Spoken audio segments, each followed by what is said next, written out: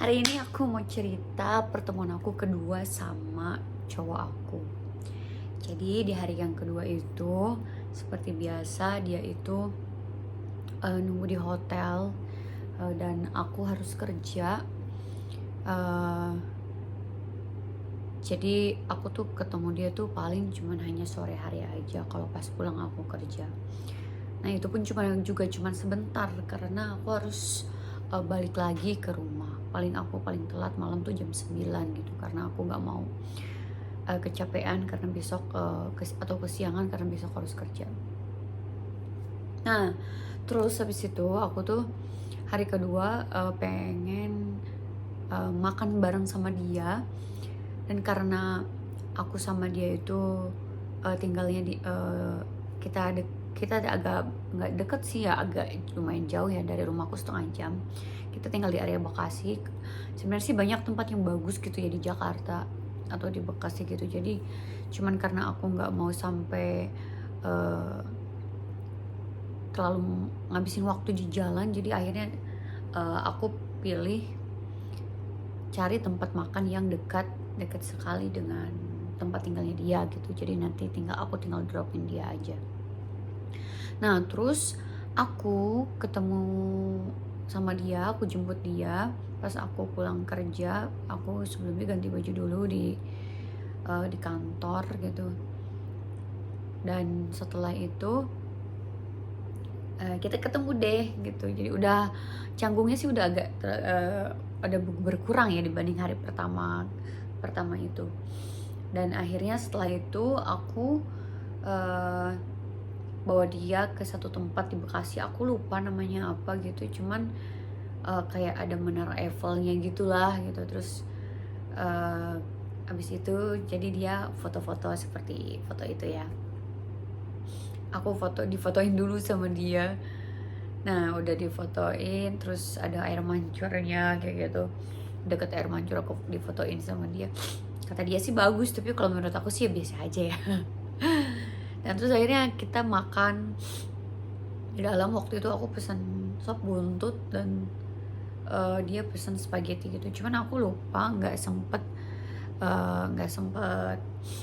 apa namanya, nggak sempet foto sama dia karena kan masih malu-malu gitu ya. Karena ya udah aku pikir nanti aja malu gitu, takutnya diketawain sama dia gimana gitu. Nah terus akhirnya kita banyak ngobrol di situ, banyak banget ngobrol segala segala macam background aku lah. Terus cerita masa lalu aku, dia juga sharing tentang masa lalu. Terus kebetulan dia sih kayak rohani banget gitu ya. Dia juga pengen nih ceritain mimpi-mimpi dia tuh ke depannya apa, aku juga ke depannya apalah, sharing-sharing gitu. Nggak terasa waktu itu udah sampai jam 9-an ya. Dan akhirnya aku pulang. Nah setelah selesai kita makan, kayak aku ngerasa seru aja gitu ya ngobrol sama dia, kok cocok gitu ya. Dan akhirnya aku harus dropin dia lagi karena aku harus besoknya harus kerja. Dan setelah selesai aku bilang sama dia gitu, pasti kita akan ketemu tiap hari kan gitu, biar dia juga bisa ketemu sama aku intens dan kita bisa tahu juga satu sama lain. Karena dia itu di Indonesia nggak lama, kayaknya kurang lebih 1 mingguan gitu. Dan setelah itu dia itu kayak besok kita ketemu lagi ya, katanya dia bilang gitu. Aku bilang oh oke, besok kita ketemu lagi gitu, nanti aku jemput kamu lagi. Nah aku pikir mau kemana lagi ya gitu sama dia ini gitu. Dan akhirnya setelah itu aku bilang kayak gini, di rumah itu ada mamaku sama lagi ada papaku. Kebetulan aku tuh waktu itu lagi renov rumah ya. Ini rumahnya aku kayak berantakan banget kayak gitu. Terus abis itu dia bilang ya udah kita makan dekat area rumahmu aja, nanti aku kesana pakai Grab, katanya dia bilang gitu. Nanti tolongin pesenin aku Grab ya, karena waktu itu kan dia memang baru di sini dan belum tahu cara pakai Grab itu kayak gimana.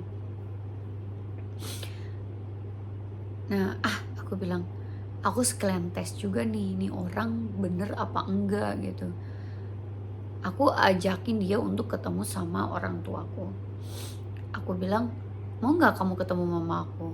Aku mau tes juga nih, dia tuh sebenarnya serius nggak sih sama aku? Biasanya kan kadang ada juga orang yang nggak serius ya ketika diketemuin sama keluarga, dia tuh kayak nggak mau atau menghindar dengan banyak alasan kayak gitu. Tapi untungnya dia mau nih. Dan dia juga pengen tahu rumah aku juga kan, belum pernah lihat rumah aku kayak gimana. Tapi aku bilang, tapi rumahku berantakan banget loh, aku malu. Sumpah sebenarnya aku malu banget ngajakin dia ke rumah karena bener-bener literally kayak berantakan banget kayak gitu. Jadi ya aku tinggal di kamar depan, mama papaku tinggal di kamar belakang gitu. Dan di ruang tamu itu lagi dibongkar gitu.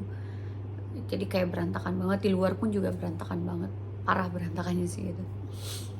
Enggak apa-apa katanya, sekalian aku lihat-lihat deh katanya, dia bilang gitu. Aku juga ngerti kok soal tentang bangunan, ya memang karena di sana kan dia apa-apa tuh rata-rata kayak renov atau misal benerin apa-apa tuh sendiri gitu, nggak panggil tukang. Ya ada beberapa panggil tukang, tapi katanya sih di sana tuh juga kalau tukang tuh karena mahal banget kayak gitu.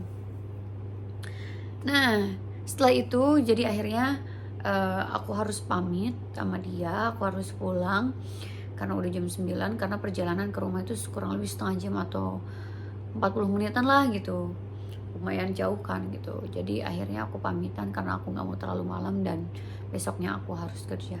Jadi akhirnya dia mau tuh ketemu sama keluarga aku, dan akhirnya kita makan pertama bersama dengan keluarga aku.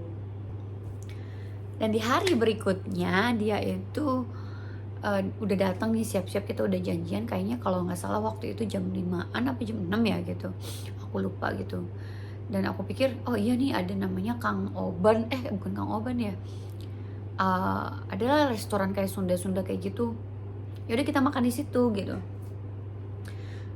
Aku sih agak deg-degan ya gitu, aduh gimana responnya dia sama keluarga aku ya gitu, dia baik apa enggak gitu. Dan aku nggak tahu nih ke depannya nanti kayak gimana gitu sama keluarga aku, canggung apa enggak. Akhirnya dia datang terus lihat-lihat rumah aku lah, semua diliatin kayak gitu.